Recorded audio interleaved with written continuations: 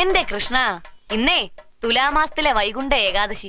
ഈ ഗുരുവായൂർ നാട്ടിലുള്ള പെണ്ണുങ്ങൾ മുഴുവൻ അവിടെ നമ്മുടെ മുമ്പിൽ കാത്തു നിൽക്കണ്ടാവും കണി കാണാൻ. ഈ ബാലാമണി മാത്രം ദാ ഇവിടെ ഉണ്ട്. കാട്ടുകോഴിക്കെന്ത് സംക്രാന്തി എന്നൊരു പറച്ചില് പോലെ ബാലാമണിക്കെന്ത് ഏകാദശി എന്നാ ഇപ്പൊ പുറപ്പെട്ടിറങ്ങിയ തള്ളമാരി സെറ്റിന്റെ ഭാവം.